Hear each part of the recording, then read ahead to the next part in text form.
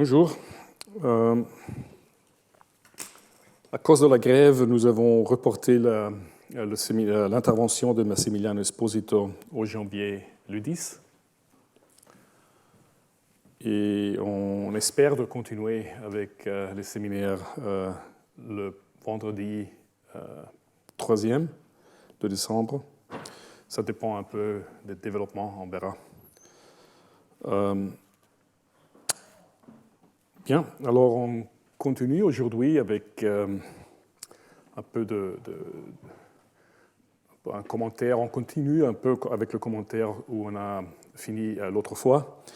Et après, on passe à la causalité. Et je ne crois pas qu'on finira aujourd'hui, alors il y aura un spillover à la prochaine. Je suis toujours derrière de mon plan. Alors, je vous rappelle que nous avons commencé à faire un petit modèle. L'autre fois, nous avons visité un peu avec plus précision la syntaxe de kappa et comment on peut exprimer certaines interactions. Et on a commencé avec un modèle très simple, très petit, de polymérisation et de reconnaissance. Alors, je vous rappelle que nous avons contemplé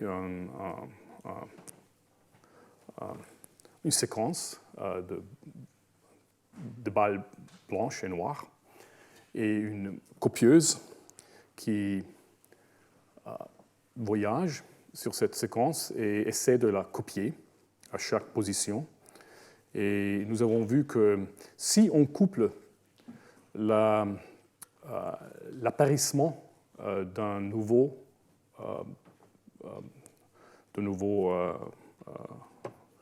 nucléotide, d'un nouveau symbole,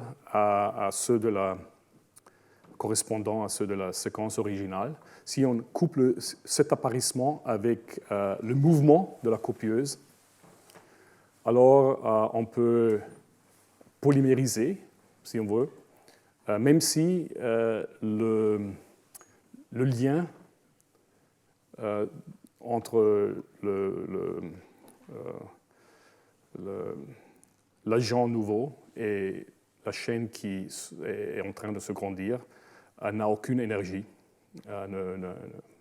parce que le système est forcé par l'entropie.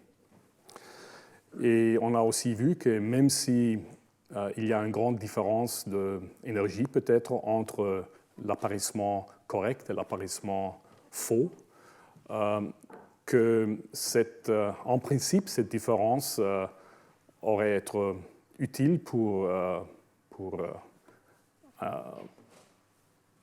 garantir un appariissement correct. Mais apparemment, l'appariement, c'est l'appariement. On pourrait garantir, on peut utiliser cette différence d'énergie pour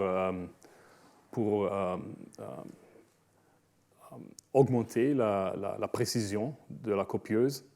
Mais le problème est que cette différence d'énergie peut être utilisée seulement si le mouvement de la copieuse est très très lent, s'il est pratiquement zéro dans les limites thermodynamiques. Mais si vous avez une grande différence d'énergie, alors la copieuse voyage très, très vite, et alors cette différence d'énergie ne peut pas être utilisée vraiment pour garantir une précision. Et alors c'est un compromis où si vous avez une bonne énergie, s'il y a une différence d'énergie entre l'incorporation correcte et l'incorrecte, alors il faut aller lent, mais en même temps, cette différence cause la copieuse de voyager vite. Alors il faut quelques proofreading. Nous avons construit un petit modèle en kappa pour donner un exemple petit d'un simple modèle. Je vous dis que on peut éliminer, si on maintient la concentration des monomères, des agents des monomères constantes, alors on peut la inclure dans le taux de réaction à travers un terme énergétique, une force motrice. Et devient un paramètre, c'est un piège très utile pour simplifier les choses. Alors, le modèle devient simplement un modèle de transition où toutes les réactions sont unimoléculaires, elles ne sont pas bimoléculaires. Bien. Nous allons vite maintenant parce que je ne crois pas qu'il est nécessaire de faire beaucoup de démonstrations, mais on peut augmenter ce modèle très, très simplement par introduire, par introduire un état qui est un état intermédiaire, ou peut-être une suite des états intermédiaires, et avant que la copieuse puisse ajouter un nouveau monomère. Alors, c'est-à-dire que ici, la copieuse ajoute un monomère et avance. Et après, cet état doit se transformer en un nouveau état de Z à on. Et c'est seulement à cet état-là, quand l'état de monomère du candidat est on, alors c'est à ce moment-là que la copieuse peut essayer un nouveau monomère et avancer. Alors c'est un peu un delay, c'est un mécanisme pour implémenter du proofreading, c'est-à-dire de relecture, où on avance ici, la copieuse ajoute un monomère, mais évidemment, c'est tout réversible, mais cet état doit devenir un nouveau état, et seulement quand on est dans cet état on, en particulier état du monomère, qui ici est on, cet motif peut, l'état qui est... Il faut faire attention ici, parce que ça, ce sont pas des états vraiment de la... Ça, ce sont des motifs, des schèmes. Ce sont les parties gauches de règles. Et alors, vous voyez que au moment que nous sommes ici, que cette règle ici a produit un état qui est spécifié par cet motif, qui contient ce motif. Alors, la règle avec la partie gauche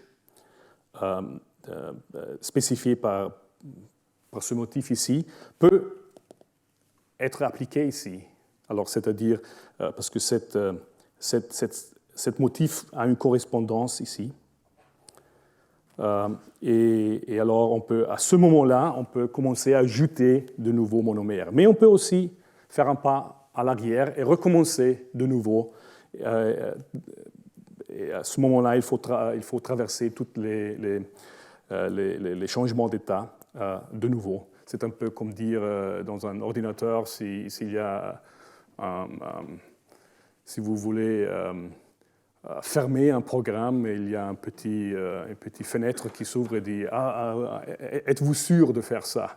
C'est un peu une stratégie de delay pour exactement permettre à cette réaction de se passer. Et alors, il y a une relecture. On peut faire ça avec un paysage énergétique où on assigne toute cette réaction des forces motrices et des énergies. Et on peut commencer à jouer un peu avec ces paramètres pour découvrir ce que sont les compromis qu'on peut faire pour pour optimiser la précision de la copieuse. Et effectivement, ce qu'on voulait faire est d'avoir de rendre cette réaction ici le plus irréversible possible, et même cette réaction aussi. Alors, on voudrait éviter qu'on passe directement de cet état ici à cet état là. C'est comme un shortcut. Mais si vous jouez avec ce modèle un peu, vous découvrez que c'est très difficile à faire ça, qu'il faut faire des compromis. Ce n'est pas très simple. Eh bien, je veux seulement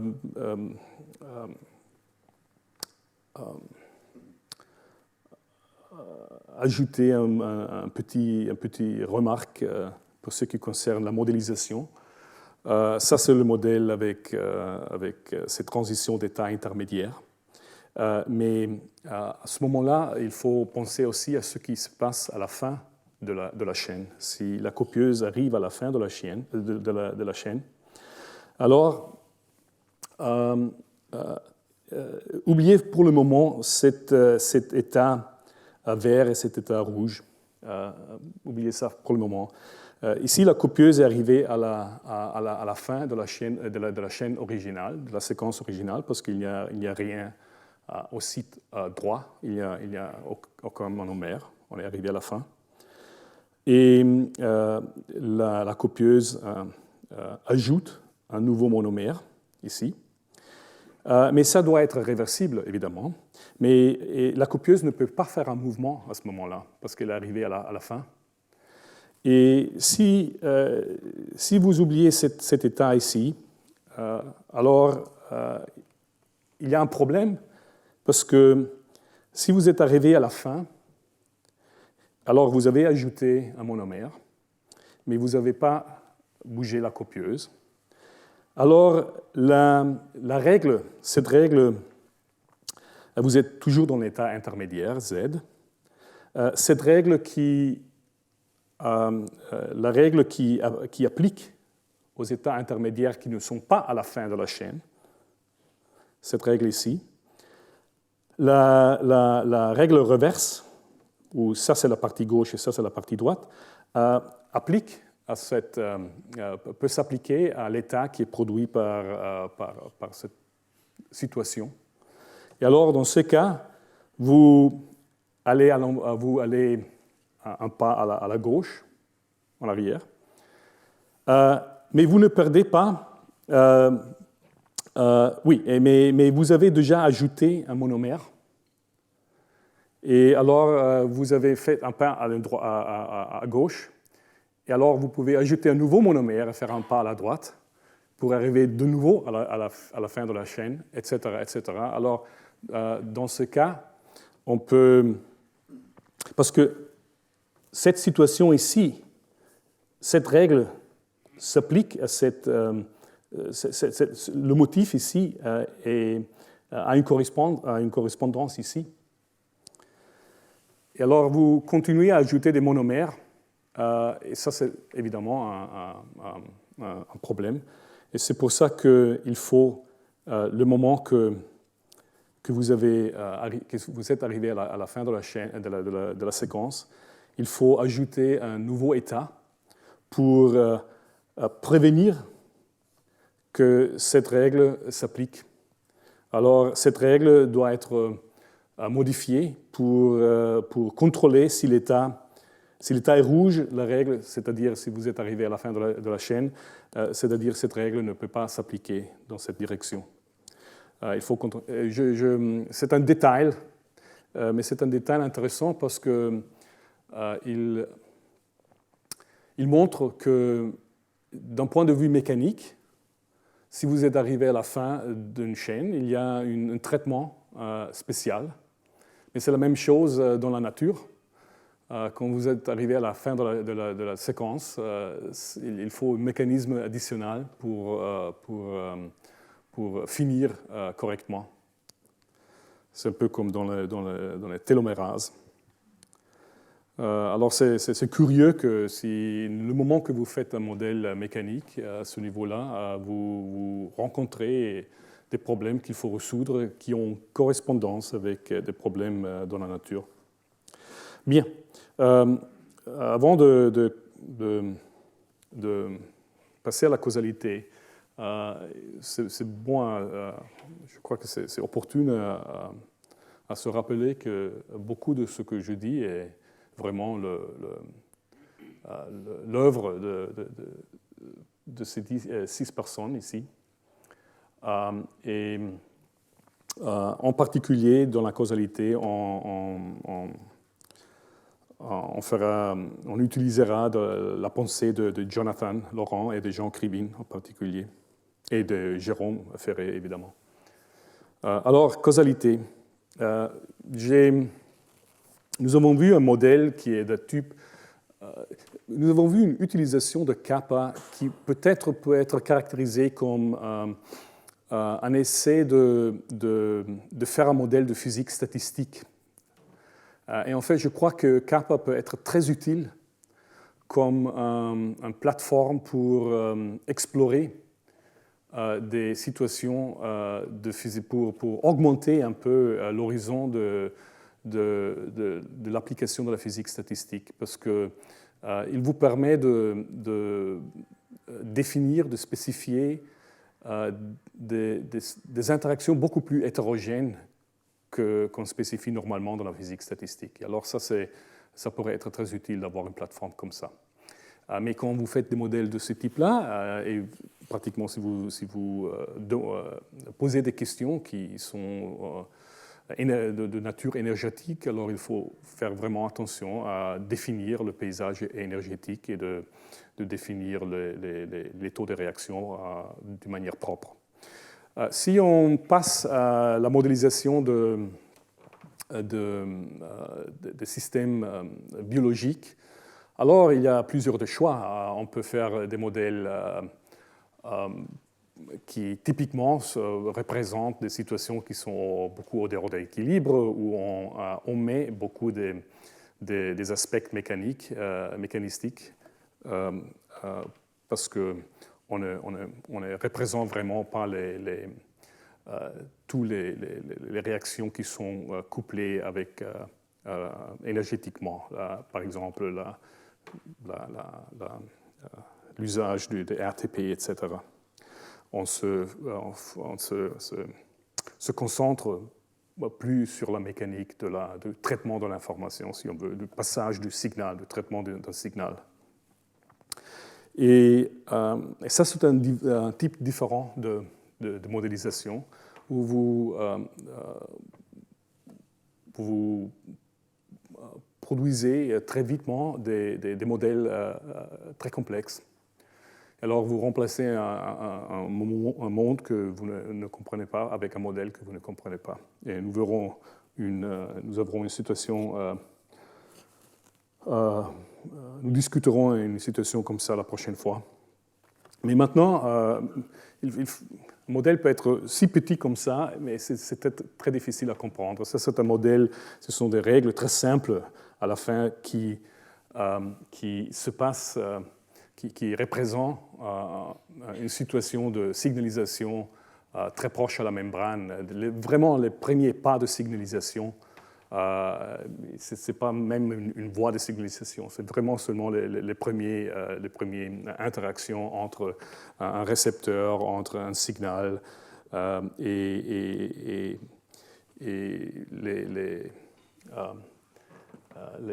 les liens qui se forment après que le récepteur a été activé. Alors, ce n'est pas très important au moment ce que c'est la biologie de ce système d'un point de vue abstrait. Ce qui est important est que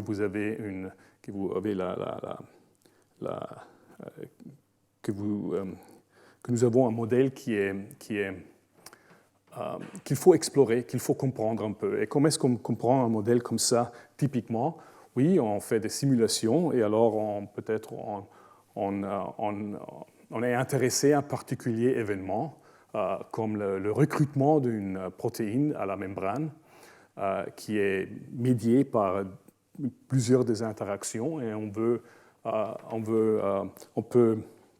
faire une simulation qui vous dit quelle est l'abondance de cet événement, c'est-à-dire combien de particules de sauce, dans ce cas, c'est un particulier protéine, ont été recrutées à la membrane. Mais ça ne vous dit rien vraiment comment cet événement se sont produits. Et c'est ça que vous voulez, je crois, savoir si vous êtes intéressé à une explication.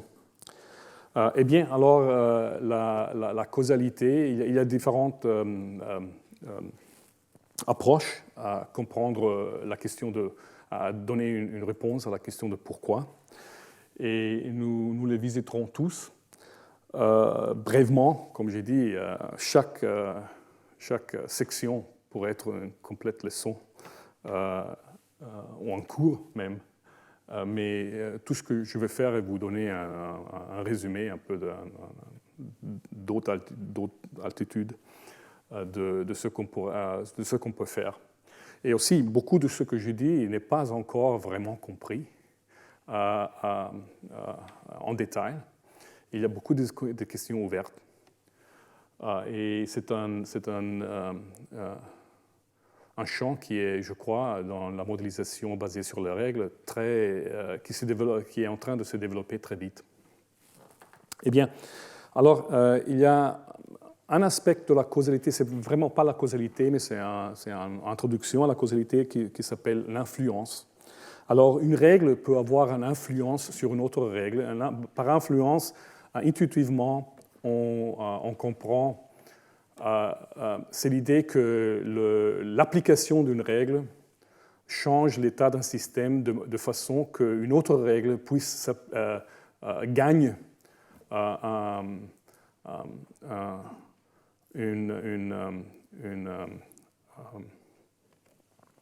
gagne la possibilité de s'appliquer. Elle gagne un état où elle devient applicable. Alors, ici, vous voyez une règle R, la règle à la droite, c'est une règle qui lie A à B. Et la règle à la gauche, il y a une règle qui...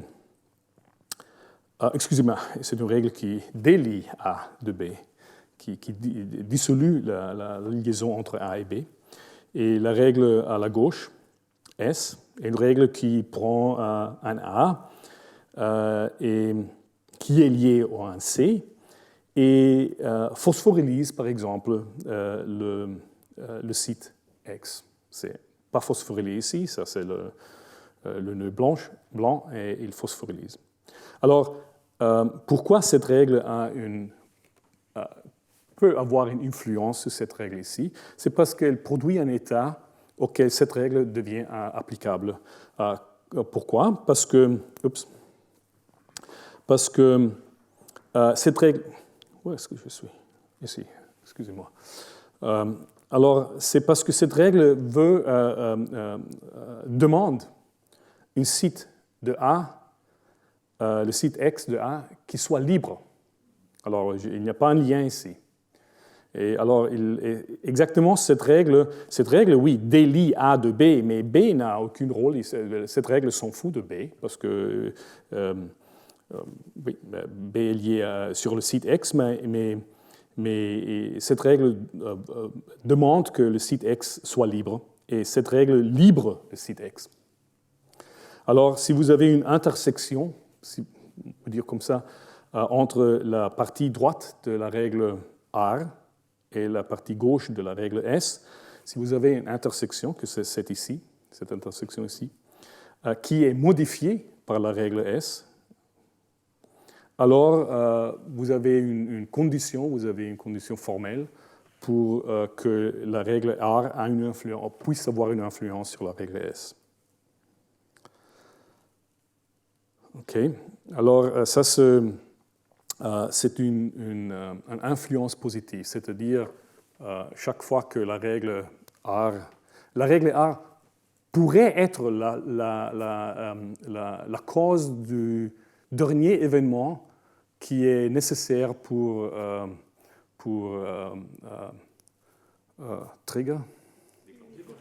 déclencher la règle S. Pourrait, c'est une sémantique de possibilité. Ce n'est pas une simulation ici, c'est seulement la considération d'une possibilité.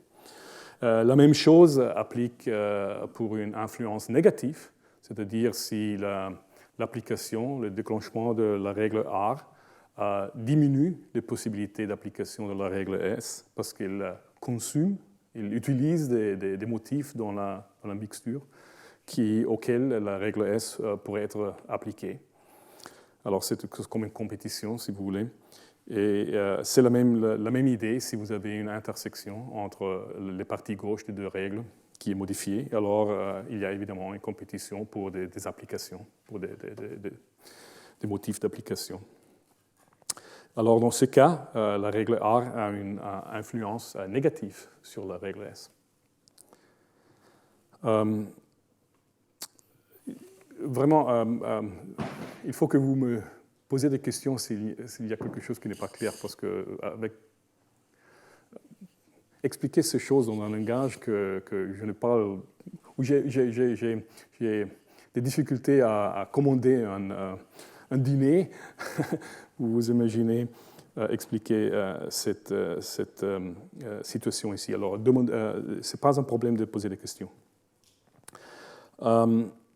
Il pourrait être aussi, on pourrait considérer une situation un peu plus complexe où la règle R produit un état qui est d'une partie plus proche, qui satisfait partiellement les conditions de la règle S, mais seulement partiellement, ou il aussi dissatisfait certaines conditions. Alors une règle pourrait rendre le monde plus proche à l'application, à l'état de la mixture plus proche à l'application de la règle S d'un côté et de la même côté en même temps plus loin. Alors ça, c'est-à-dire que cette règle pourrait être nécessaire pour que S puisse s'appliquer, mais pas directement. Il faut une autre règle, un autre événement il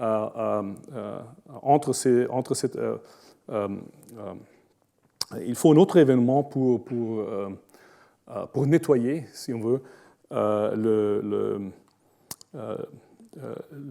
problème produit par cette règle R. Voyons si on peut voir ça ici. Cette règle lie C à A. Et cette règle ici demande que C soit lié à A, mais aussi demande que X soit libre, le site X est libre, mais il n'est pas libre ici. Dans ce cas, cette règle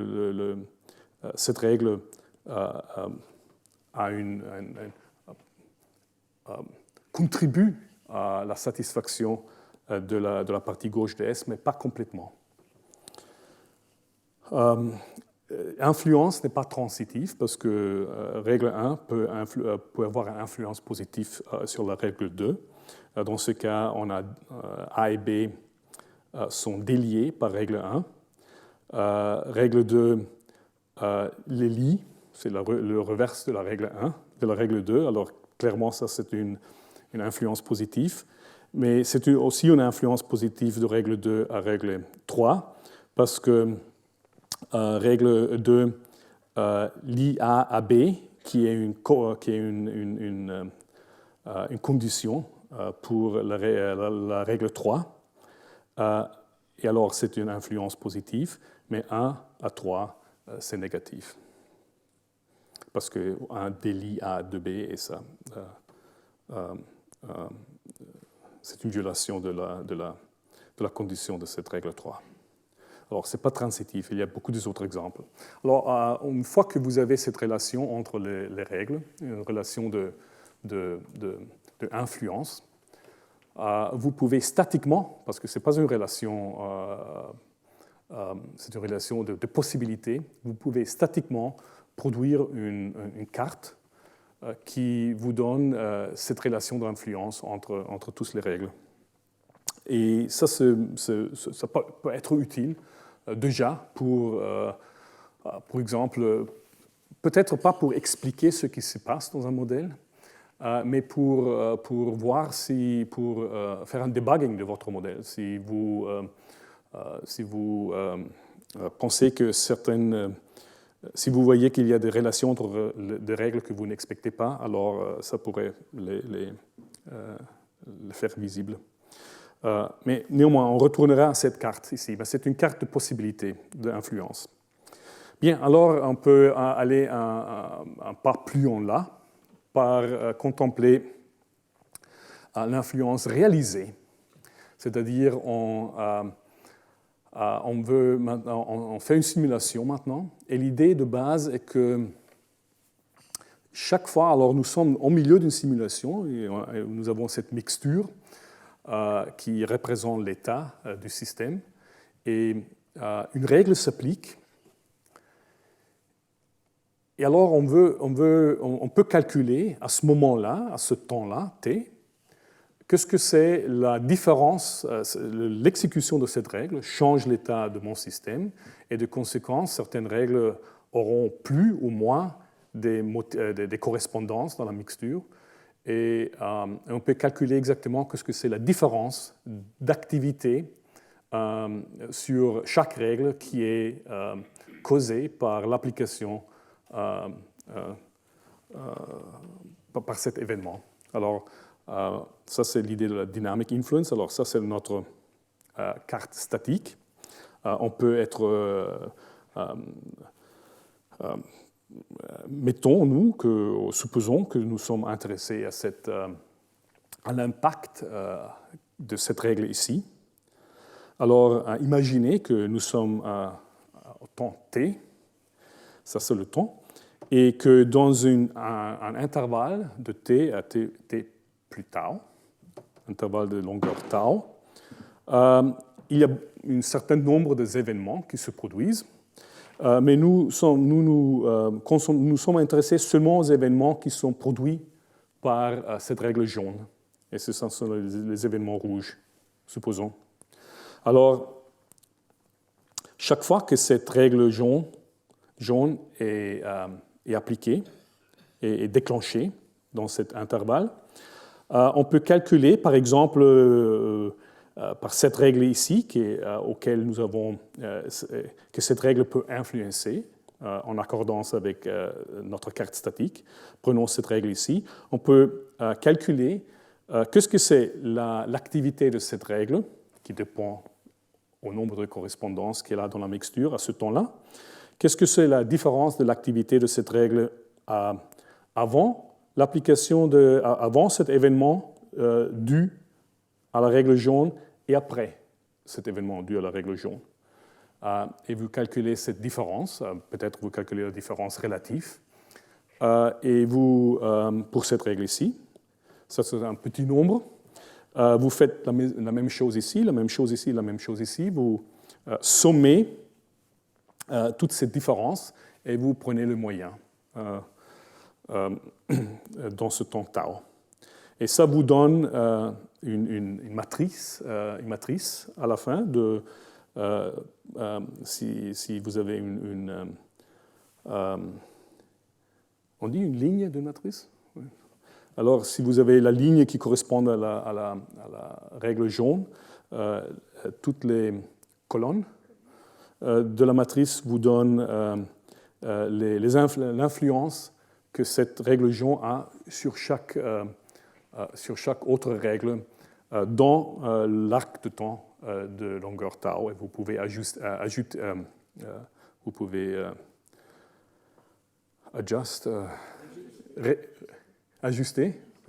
ajuster tau. Alors, c'est un peu comme une jacobien, je crois. C'est un peu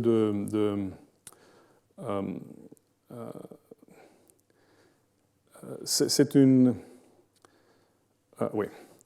C'est peut-être mieux à considérer un exemple. Ici, vous avez un très simple exemple qui est inspiré à une machine ou un petit système qui produit des rythmes circadiens dans des cyanobactéries. C'est l'oscillateur Chi ABC. Et laissez-moi expliquer brièvement.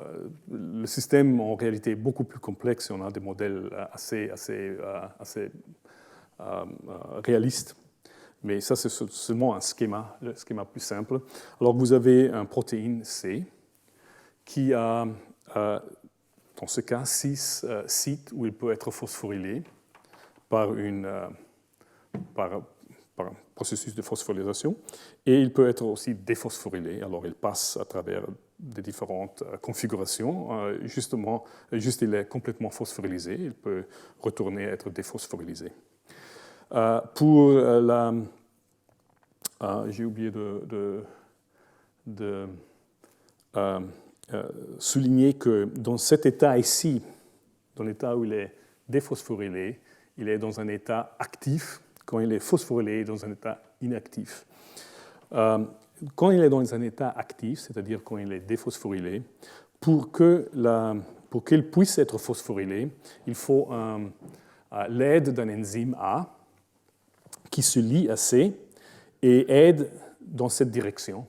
Quand le plus C est phosphorylé, le moins est son affinité vers A, et à la fin, A se découple de C, se délie de C, et C peut retourner à se déphosphoryler. Okay? Si vous êtes un particulier C, si vous êtes, l'appelons Pierre, si vous êtes Pierre, alors vous pouvez, vous faites une oscillation, évidemment, une oscillation dans laquelle vous serez plus phosphorylé avec l'aide de A. Après, A se délie et vous retournez vous déphosphoryler dans l'état, jusqu'à retourner à l'état actif. Alors, c'est une petite oscillation pour Pierre, mais Ferdinand fait la même chose. Et toutes les molécules passent le même cycle, mais pas synchronisées. Alors, au niveau de toute la population, vous ne voyez aucune oscillation parce qu'ils sont tous des phases différentes. Alors, il faut les synchroniser. Alors, ça, c'est le comportement du système, mais vous ne voyez pas ce comportement-là parce que toutes les molécules individuelles de type C ne sont pas synchronisées. Alors, pour synchroniser les molécules, pour vraiment voir cette oscillation au niveau du système entier, il y a un troisième composant, c'est B, la protéine B. La protéine B s'attache à C quand C est devenu inactif, c'est-à-dire quand C est complètement phosphorylé. Et A s'est détaché. B s'attache à C, et le moment que B s'attache à C, B se lie aussi à A, très vitement. Mais dans ces conditions, A ne peut pas phosphoryliser aucun. Et c'est-à-dire que B séquestre A. Là, n'est plus une ressource pour des autres C. Et ça dure jusqu'à C est déphosphorylé. À ce moment-là, B se détache. Et quand il se détache, il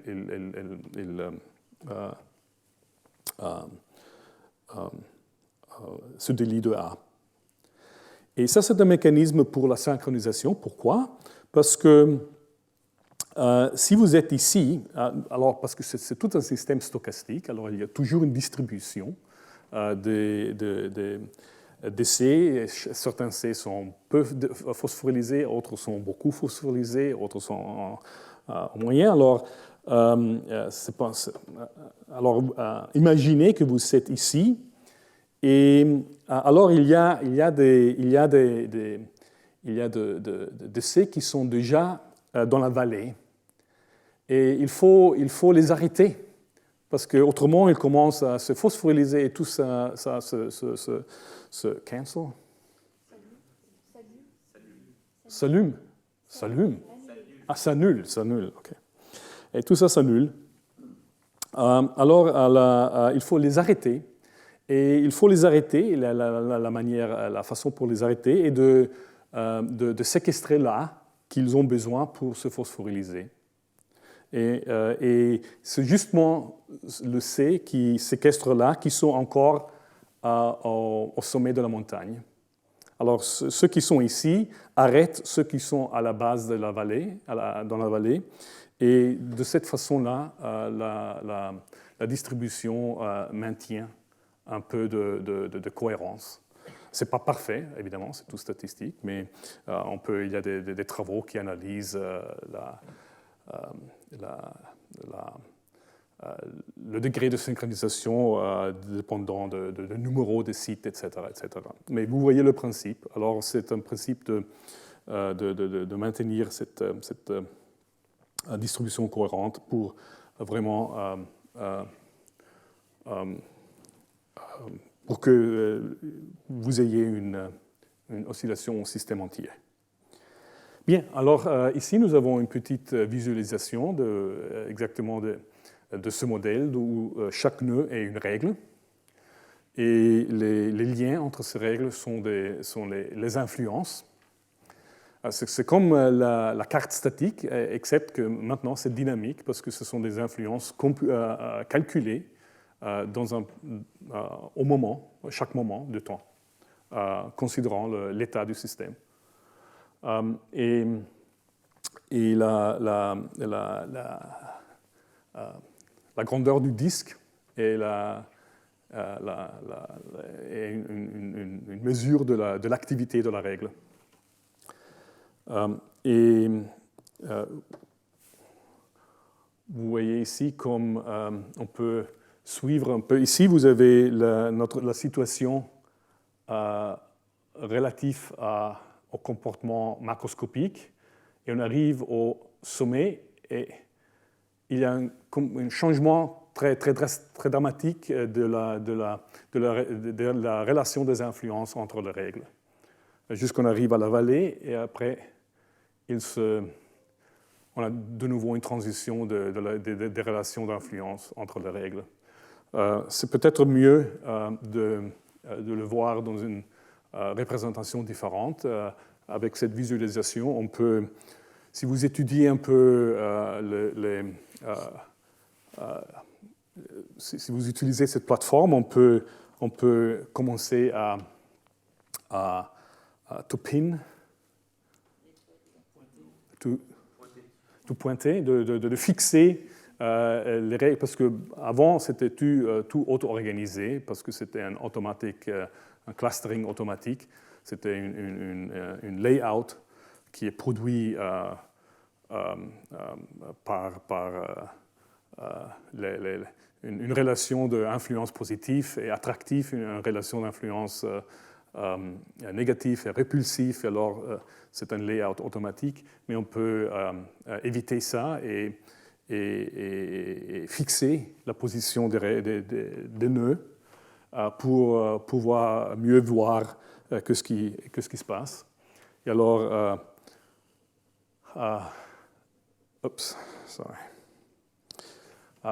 ici, vous voyez le nœud seulement comme aide à l'interprétation pour vous expliquer ce que vous voyez.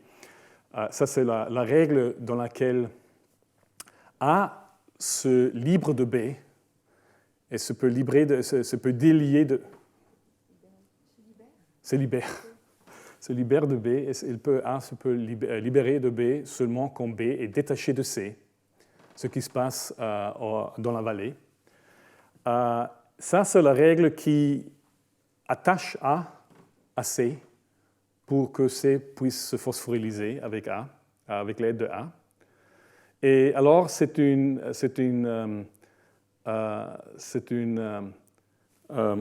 on voit qu'au milieu, il y a une suite de règles qui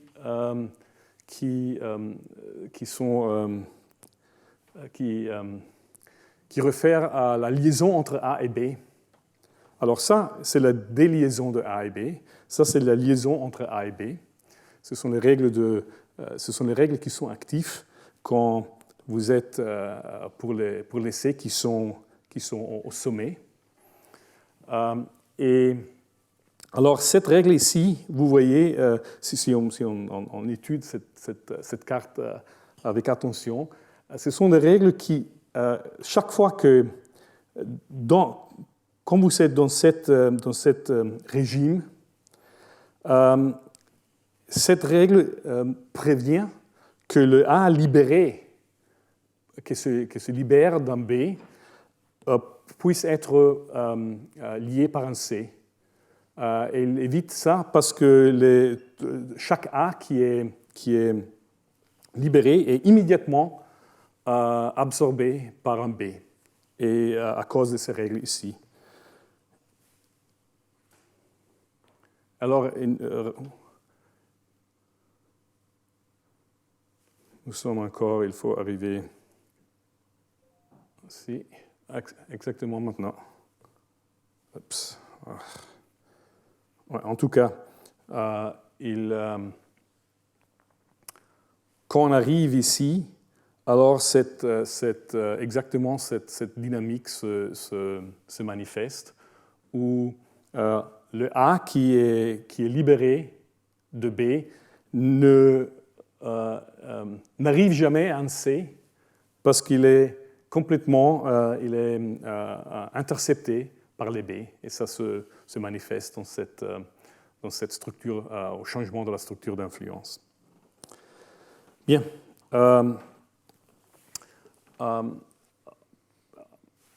On peut procéder vers la causalité. Il y a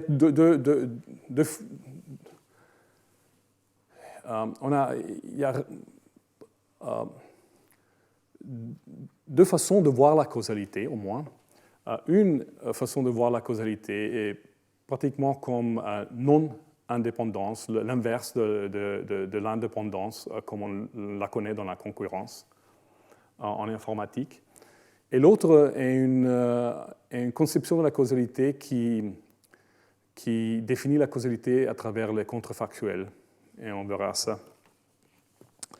Alors, pour clarifier un peu, quand je parle de causalité, ou quand on parle de causalité en général dans des systèmes basés sur les règles, on parle toujours d'une analyse de la causalité d'une histoire qui s'est produite.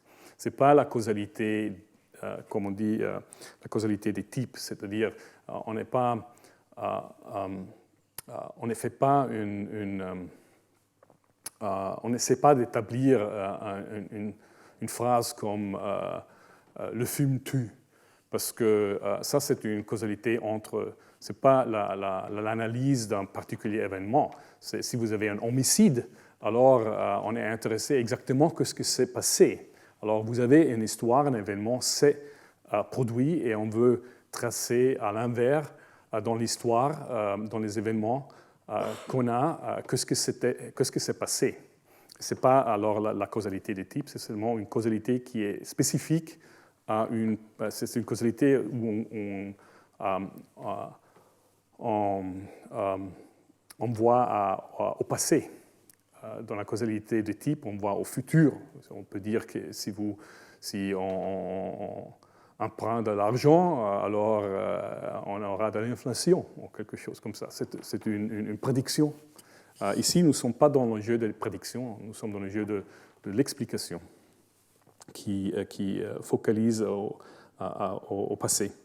Eh bien, alors on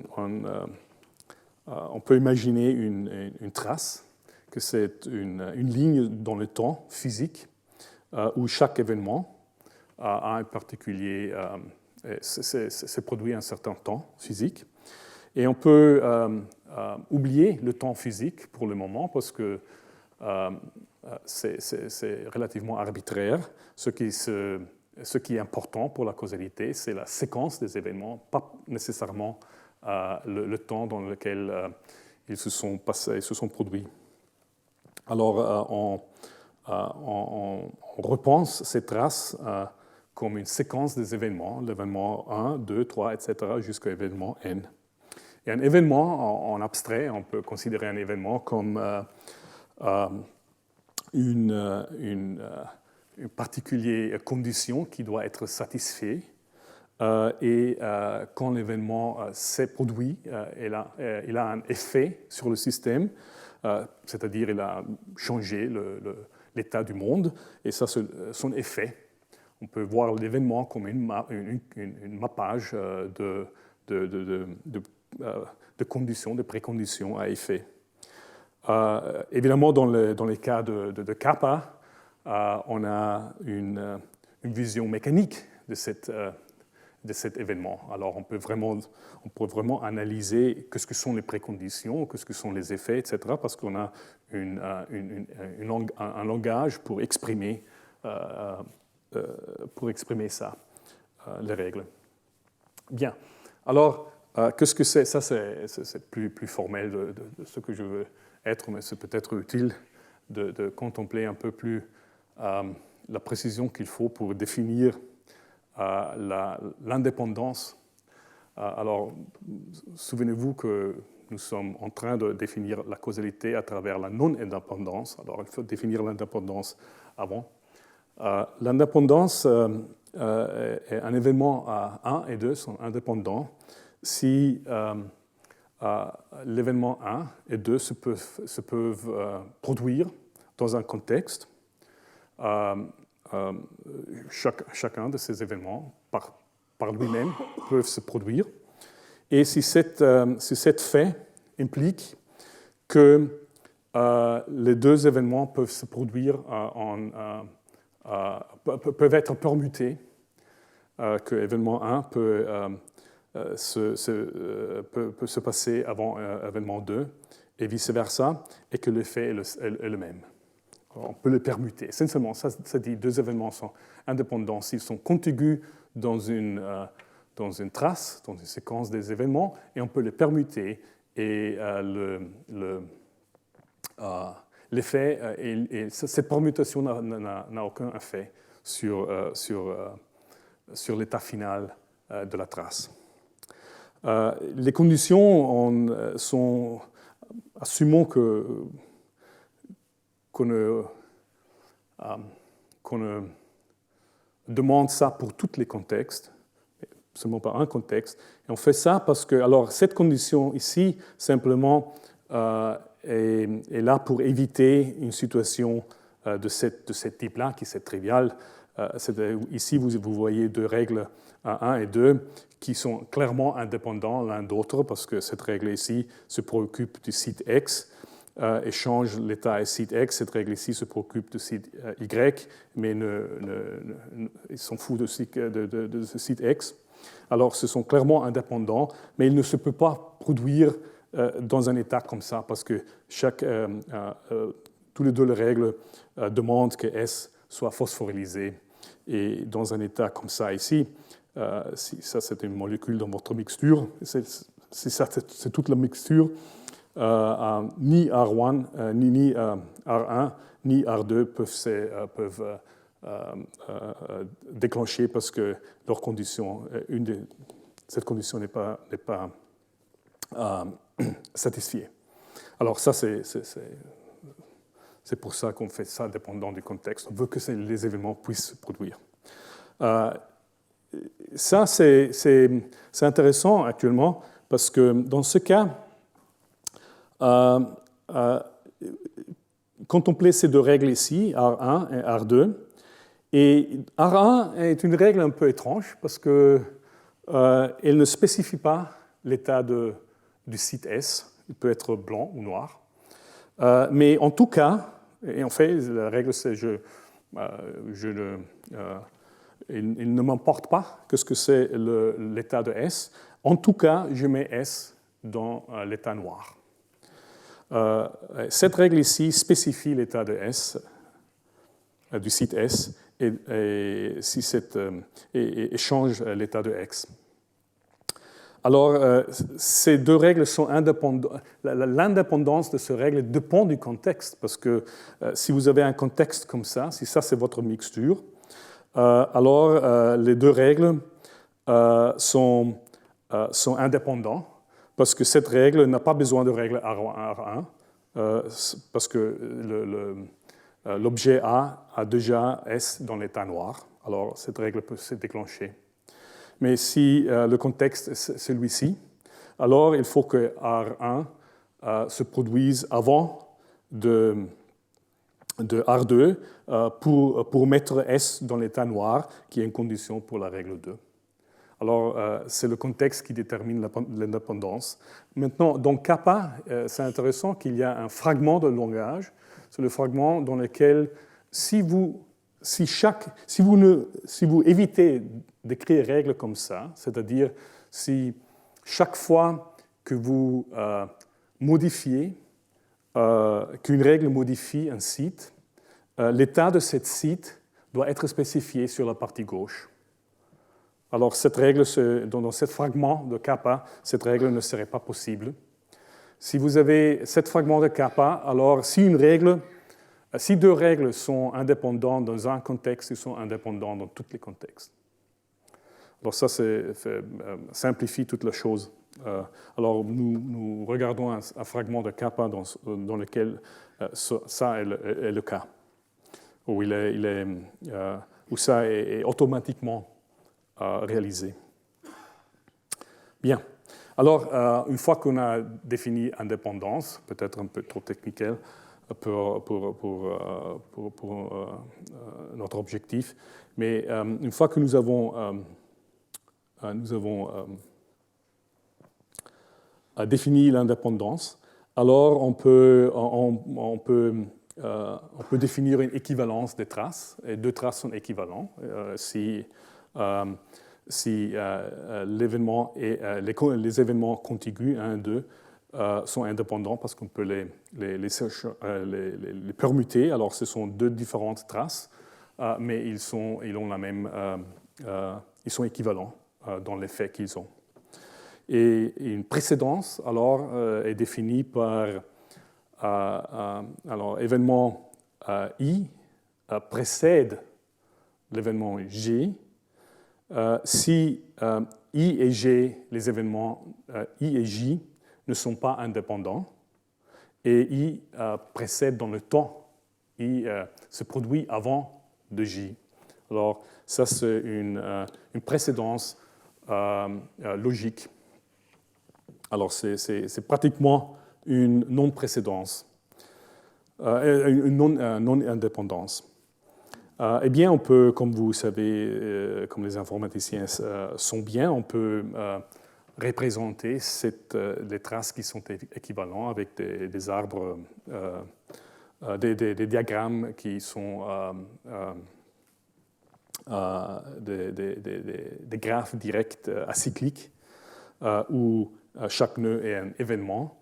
Et si un nœud a un arrêt ou une flèche vers un autre nœud, alors, alors ici 1 précède 3, 2 précède 3, et 1 et 2 doivent se produire avant que 3 puisse se produire.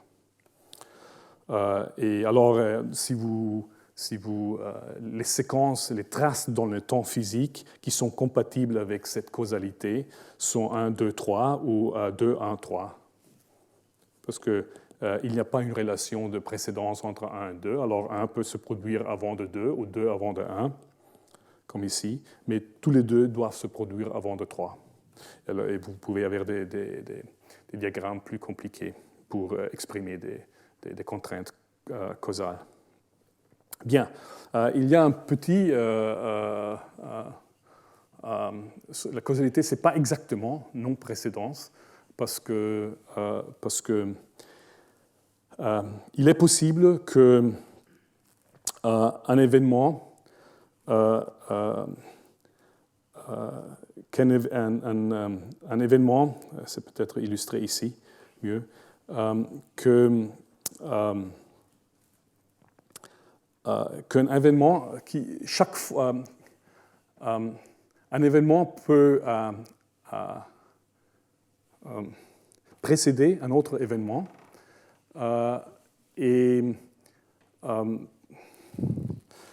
Faites-moi expliquer ça avec cet exemple. Alors ici, vous voyez une règle 1, la règle 1, qui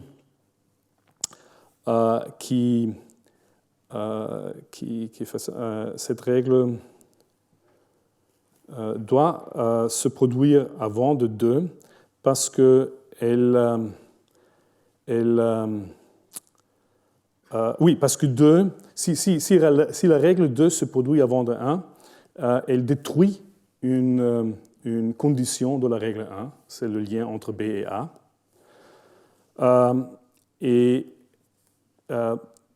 Et alors, chaque fois que vous observez l'événement 1, il faut que vous l'observez avant de l'événement 2, mais l'événement 1 ne cause pas l'événement 2, parce qu'il n'y a aucune condition que l'événement 1 contribue à satisfaire pour 2. Mais 2, oui, dans ce cas, 2 contribue à satisfaire une condition pour 3 parce qu'il libère le site X. Alors, c'est comme dire, par exemple, si vous avez une phosphorylation, deux règles, une phosphorylation d'une protéine A et la dégradation d'une protéine A. Et supposons que la dégradation, on dit dégradation? Oui. La dégradation de protéine A n'a vraiment, vous savez empiriquement qu'il n'a rien à faire avec la phosphorylation de A. Mais clairement, si vous observez une phosphorylation de A, il faut toujours que vous l'observez nécessairement avant la dégradation de A, parce qu'il n'y a rien à phosphoryliser après A s'est dégradé. Mais on ne peut pas dire que la phosphorylation de A cause la dégradation de A. Donc c'est ça une condition où un événement, la phosphorylation de A, doit précéder la dégradation de A, un autre événement, mais il ne cause pas cet événement. C'est parce que si le deuxième événement se produit avant, il prévient l'occurrence d'événement A. Bien, alors pour faire un petit exemple, imaginez que vous avez ici un petit système qui c'est un système de Michaelis-Menten, notre cas typique, où vous avez une kinase, un enzyme K qui se lie à un substrat S, qui n'est pas phosphorylé à Y, au site Y. Vous avez un déliement, une dissociation entre K et S, qui est indépendant de l'état de Y. Et vous avez une phosphorylation. Une fois que K est lié à S, il peut phosphoryliser, il peut changer l'état au site Y. Et ce que vous êtes intéressé avec ces trois règles, très simples, vous êtes intéressé à l'événement, à comment se produit l'événement dans lequel S est phosphorylysé et délié de tout, simplement un S phosphorylysé. Alors, comment on ferait ça automatiquement? On pourrait imaginer, il faut alors imaginer que vous avez ces trois règles, vous avez un système ici qui est très simple, pour illustrer, il contient trois instances de S, trois instances de K. Ça, c'est notre système. Et vous simulez ces trois règles et vous produisez une trace, une séquence des événements qui qui est celle-ci, de événement 1 à événement 9. Et à la fin, il se produit l'événement d'intérêt, c'est-à-dire le substrat qui est phosphorylé apparaît. Et vous êtes maintenant intéressé, cette histoire, c'est l'homicide, c'est déclenché, et vous êtes intéressé maintenant à suivre en arrière, vers le passé, de comprendre comment est-ce que le passé causal de cet événement ici. Comment est-ce que cet événement s'est produit? Alors, la manière dans laquelle on fait ça, la façon dans laquelle on fait ça, la technique est une technique très simple.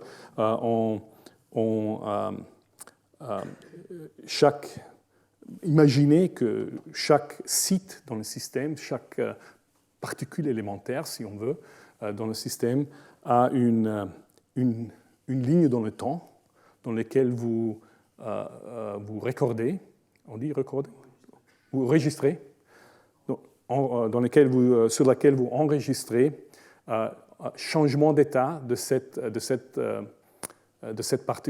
aspect du système. Et ça, ce sont les colonnes. Les lignes horizontales sont les événements. Alors, un événement ici, l'événement de B, c'est-à-dire de liaison entre K et S, c'est un événement qui teste que le site Z et le site X soient libres. Il les change, il le lie, et il teste que Y soit déphosphorylé, soit pas phosphorylé. Alors ça, c'est exactement l'expression ici. Ça, c'est un événement de liaison dans ce particulier cas, dans cette trace qui a été produite aléatoirement, au hasard. Nous avons un engagement entre S numéro 2 et l'agent K numéro 1, où K se lie à S. Alors, le site Z et le site X sont changés ça c'est marqué par un nœud noir, que les retards sont liés maintenant, et un nœud blanc, c'est seulement un test. C'est-à-dire, l'événement a testé l'état du site Y parce qu'il ne doit pas être phosphorylé. Alors ça, c'est l'anatomie d'un événement dans cette représentation. Et vous avez la même chose pour tous les autres événements. Eh bien, alors, l'idée ici est de pousser l'événement d'intérêt, c'est-à-dire nous testons l'état de X, il doit être pallié à un enzyme. Et ça, c'est la première fois que l'événement d'intérêt se produit dans cette trace. Dans ce cas, c'était l'enzyme S, le substrat S qui s'est phosphorylé. On teste la phosphorylation, on teste l'état du site Y, l'état du site X, et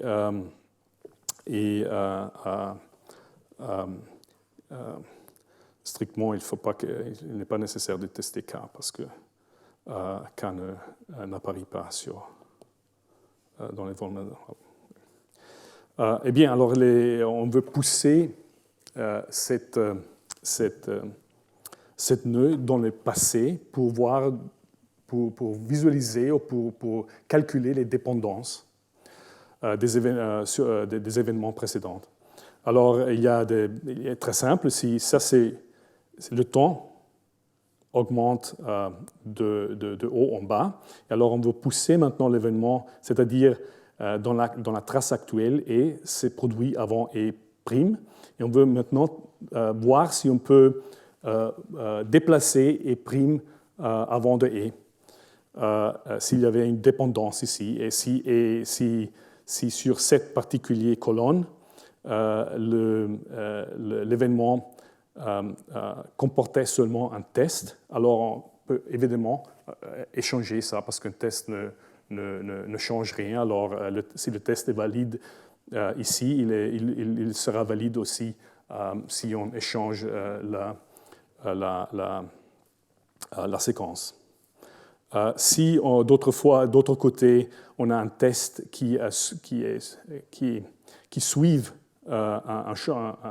une modification, alors on peut pas faire cette permutation parce qu'évidemment, ce test ici dépendait de cette modification, alors on ne peut pas les échanger.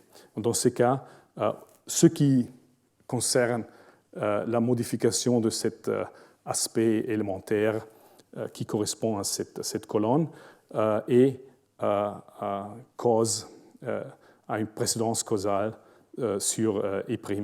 On ne peut pas changer de modification, évidemment, et ça, c'est la situation dans laquelle nous avons discuté avant, où E' peut se produire, où E peut se produire avant de E', mais pas l'inverse, mais il n'y a pas une relation causale.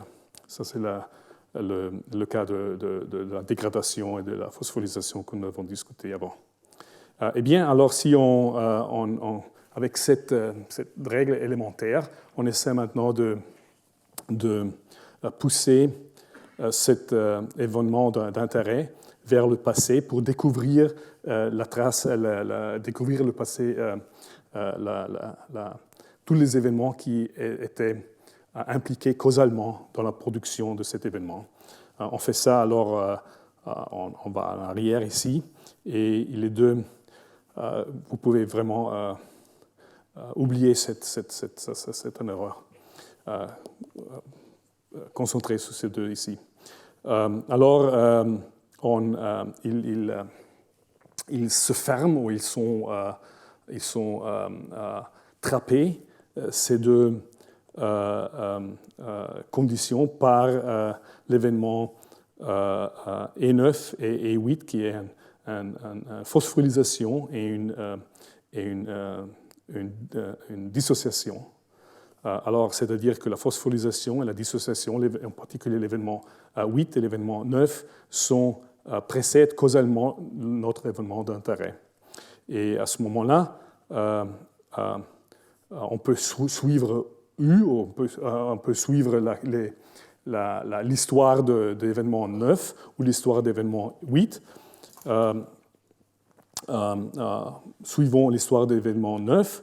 Et ici, on a ce cas de la précédence non causale, c'est-à-dire que P doit se produire avant que le substrat doit être phosphorylé avant de la dissolution, mais clairement la phosphorylisation du substrat n'est pas une cause de la dissociation, mais c'est une dépendance. Mais ce n'est pas une dépendance causale, c'est une dépendance comment on dit, c'est une séquence temporale qui est forcée. Eh bien, alors, on continue à suivre avec P, et on arrive à les conditions de P d'événement 8 s'arrêtent à un événement 7, ici, qui c'est la liaison, etc. On peut suivre toute cette histoire jusqu'à l'introduction, jusqu'au début. Et ce que vous voyez, c'est immédiatement qu'en faisant ça, en retraçant le passé causal de l'événement d'intérêt, de cette façon, on élimine immédiatement les événements qui n'avaient rien que faire avec la production de notre événement d'intérêt. Si vous imaginez, ça c'est un système simple, mais si vous imaginez un système très complexe où vous avez un milliard, plusieurs des événements, et vous avez un particulier événement d'intérêt, il faut comprendre quel événement dans cette géante trajectoire était vraiment impliqué dans la production de l'événement d'intérêt. Il faut éliminer tous ceux qui n'étaient pas impliqués. Alors, ce retracement fait ça. Et on arrive à une histoire, si on veut, causale, de cette façon ici, que se lie, si on peut lire ça ensemble, ça veut dire un substrat, dans ce cas substrat numéro 2,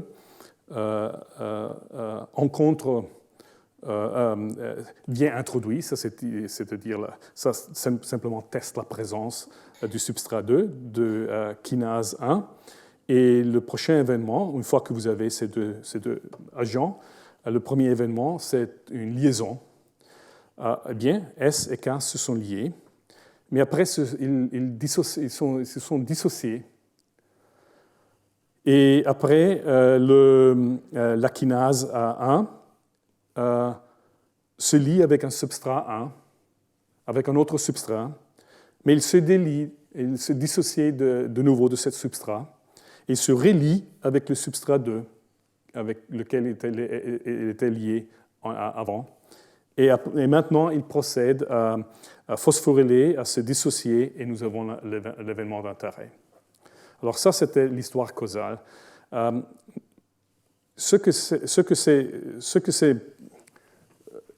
la raison pour laquelle cette histoire n'est pas une explication vraiment de ce qui s'est passé est que les événements qui sont ici ne sont pas tous nécessaires pour produire l'événement d'intérêt. C'est tous des événements qui ont été impliqués, qui d'une façon ou de l'autre se sont trouvés sur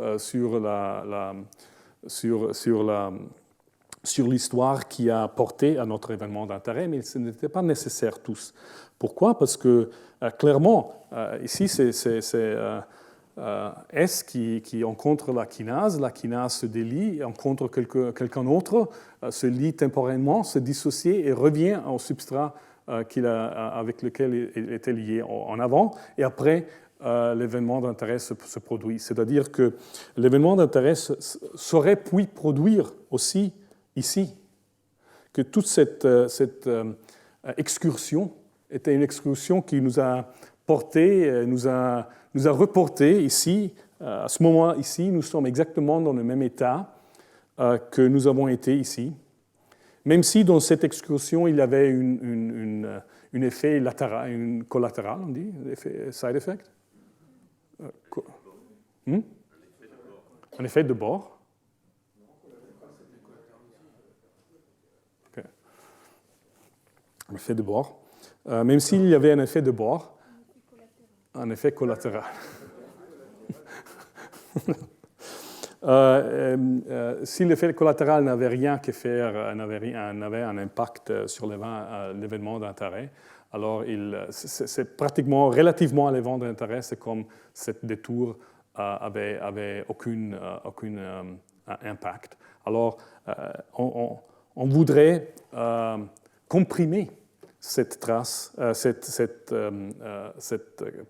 passé causal dans quelque chose comme ça, où vous avez simplement vous avez éliminé cette détour qui n'avait aucun impact, qui c'était un cycle vide. Et exactement ça, à ce moment-là, vous avez une trace, si on peut dire, minimale, dont les événements sont tous nécessaires. Okay, alors ça, jusqu'ici, c'est pratiquement informatique standard. Ici, c'est un peu une petite augmentation du concept traditionnel parce que parce qu'il faut comprimer pour arriver à la nécessité. Et ici, par exemple, oui, alors, si vous... Ça, c'est une trace du système qu'on a de modèles de recrutement qu'on a vu avant. Et vous voyez qu'il y a beaucoup de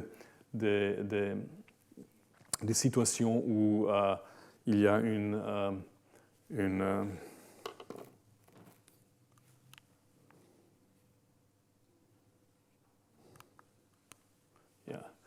où il y a une liaison entre ces deux agents, une déliaison, ici une liaison, déliaison, liaison, déliaison, etc., etc.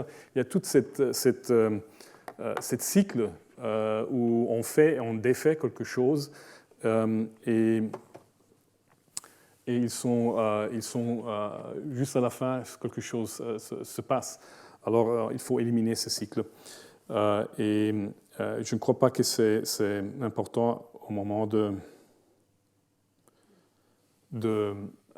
d'exactement comprendre comment on fait ça automatiquement. Mais à peu près, on peut... je crois, je laisse ça sur les diapositives, mais je ne crois pas que c'est critique dans le moment. Essentiellement, on transforme toute cette passé causal dans une formule logique et pour laquelle on trouve c'est-à-dire si on veut minimiser cette passé causal. Et pour minimiser cette passé causal, c'est comme dire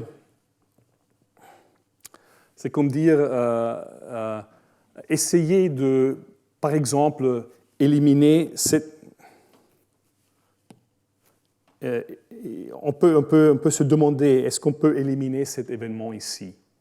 Alors, le candidat d'élimination, cet événement ici, mais si vous éliminez un particulier événement, il faut que vous retenez les événements qui sont nécessaires pour satisfaire les conditions des événements suivants. Et alors, chaque fois que vous considérez d'éliminer un événement, il y a des conditions logiques sur des autres événements qui vous disent s'il faut le maintenir dans la trace ou non, ou des autres éléments qu'il faut les éliminer ou non. Alors, vous formez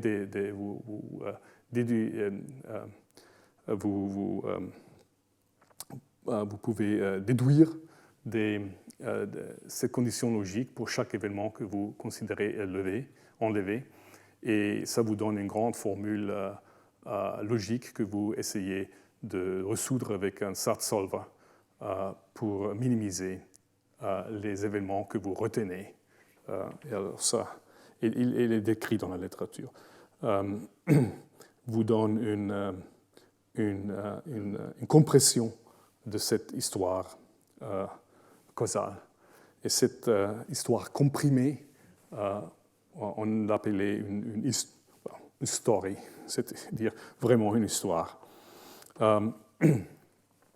Alors, dans notre particulier cas,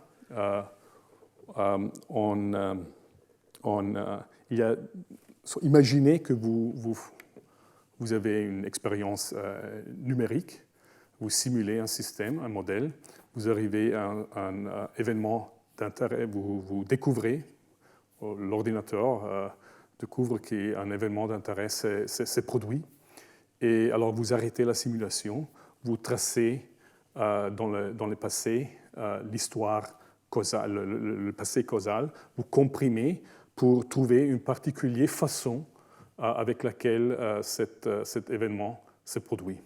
C'est une histoire comprimée maintenant.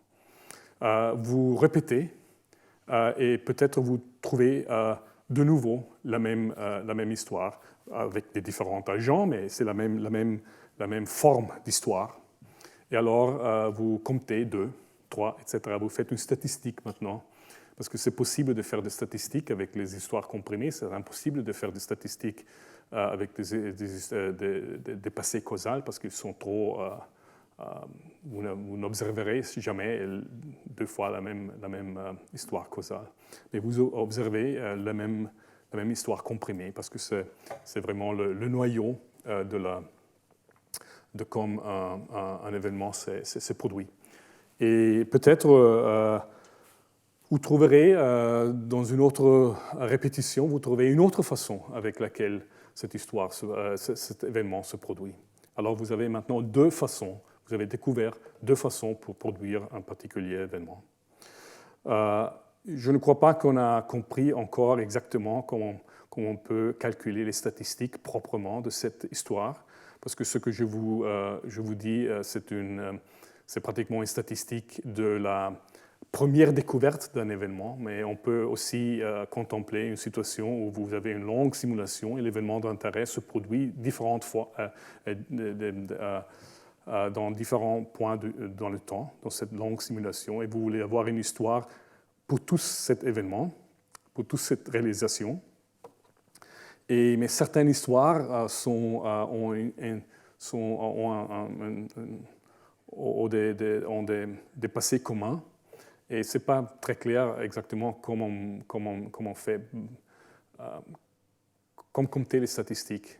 Parce que imaginez que notre substrat qui a été phosphorylisé se lie. Ce n'est pas possible dans ces règles, mais imaginez que ça, c'est une histoire d'assemblage. En fait, il est une histoire d'assemblage. Et que la machine qui s'est assemblée, s'est assemblée pour la première fois. Vous calculez une histoire comprimée. Bien. Maintenant, cette machine se délie, se dissocie en deux moitiés, supposons, et se relie de nouveau. Peut-être se relie avec une autre moitié d'une autre machine qui s'était assemblée. Alors, clairement, une moitié contient la même histoire, l'autre moitié contient une autre histoire, une autre partie de l'histoire. Alors, exactement comme ce sont deux histoires complètement différentes ou non, s'ils partagent certains événements. Alors, c'est une question, je crois, encore ouverte, comment on peut faire ça avec cohérence. Bien, alors, en tout cas, si on a dans ce cas ici, on a deux façons d'assembler un particulier. Mettons que c'est une machine. Ce sont deux façons pour assembler cette machine. Et ça, c'est intéressant, je crois, de contempler ça dans le contexte de la causalité de Einus causality de Mackey. Einus, ça veut dire c'est une causalité qui représente un insufficient but necessary part of a condition that is unnecessary but sufficient. Alors ça, qu'est-ce que ça veut dire? Ça veut dire, c'est un concept de la causalité très ancien, c'est-à-dire, supposons que ça, ce sont deux façons pour brûler une maison. Alors ça, ici, c'est l'explosion d'une ligne de gaz. Ici, c'est peut-être vous n'avez pas fait attention à cendres qui sont toujours, comment on dit, incandescents. Et alors, ce sont deux complètement différentes.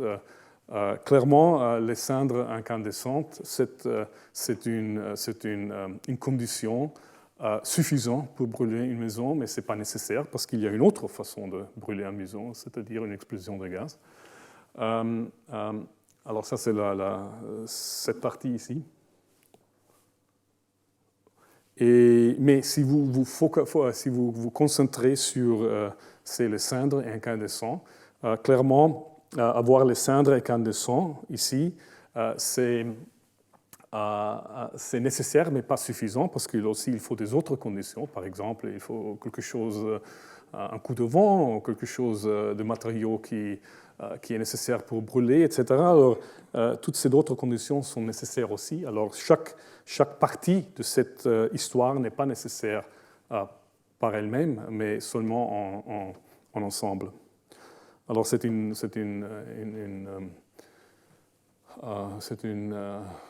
exactement une réalisation de ce concept de Mackey, de Einus causality. Ça veut dire aussi qu'on peut comparer, par exemple, ces deux histoires pour découvrir les règles qui sont communes aux deux histoires. Et si ces règles sont communes, alors par exemple, si vous avez une mutation, ou si vous avez fait une knockout ou quelque chose, une perturbation du système qui touche les règles qui sont communes, alors vous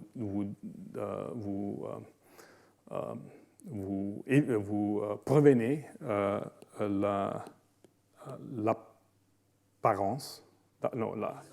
l'apparition, ou vous prévenez l'apparition de l'événement d'intérêt. Mais si vous intervenez seulement sur des règles qui sont spéciales pour un ou l'autre histoire, alors peut-être vous changez la dynamique ou la fréquence avec laquelle le système d'intérêt, l'événement d'intérêt se produit, mais vous ne prévenez pas l'événement d'intérêt du tout. OK. Après, on peut aussi superposer la carte des influences statiques pour examiner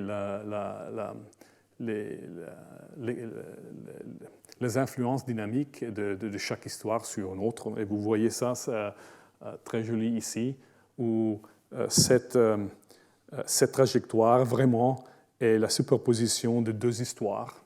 Et vous pouvez de deux façons de produire le même événement.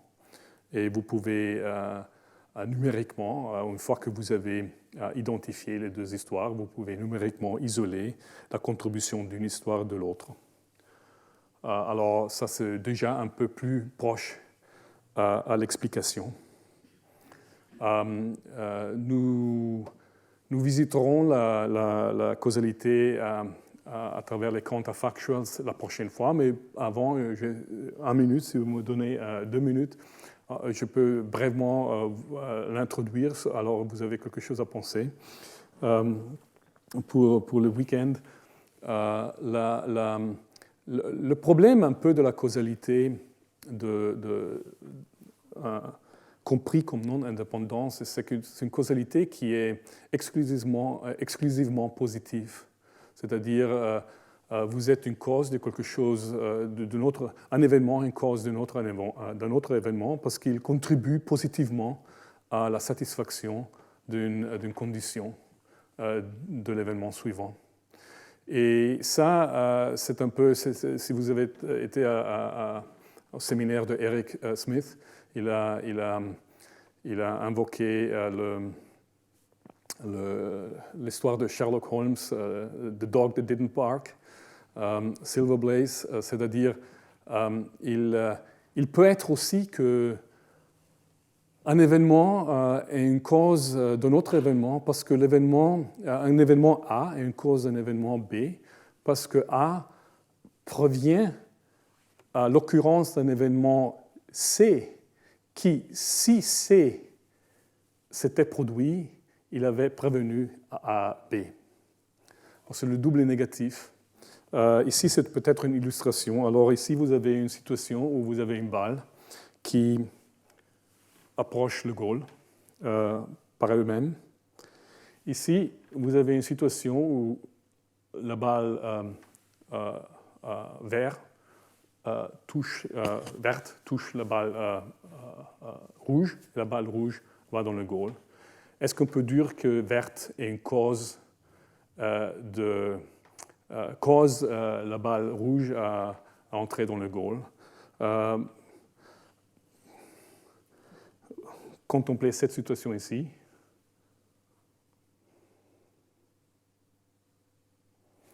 Alors, c'est la même situation comme avant, mais clairement, si verte n'avait pas touché rouge aurait... Maintenant, c'est la concordance du temps qui c'est vraiment un problème. Rouge aurait approché goal néanmoins. Il n'avait pas besoin de vert. Mais ici, il avait besoin de vert parce qu'il y avait un autre obstacle. Alors, dans ce cas ici, on dirait que vert est une cause de l'entrée de rouge dans le goal. Mais dans ce cas ici, pas. Alors ça, c'est l'idée du contrefactuel. Si vert n'avait pas ce produit, alors l'événement rouge, c'est-à-dire l'entrée de rouge dans le goal, ne serait produit même. Alors dans ce cas, vert est une cause de rouge. Et ça, c'est l'idée de la causalité à travers les contrefactuels. Et ça nous donnera une approche pour aussi découvrir les doubles négatifs ou aussi de contempler des situations qui sont pas de la causalité dure, mais de la causalité un peu plus douce, qui dépend un peu des probabilités. Parce que vous pouvez imaginer que cet obstacle a une dynamique lui-même. Et alors, donc, quelquefois, le rouge peut passer, mais quelques autres fois, il ne peut pas passer. Alors, c'est une question de probabilité maintenant. C'est plus une question blanc ou noir. On traitera ça la prochaine fois. Merci.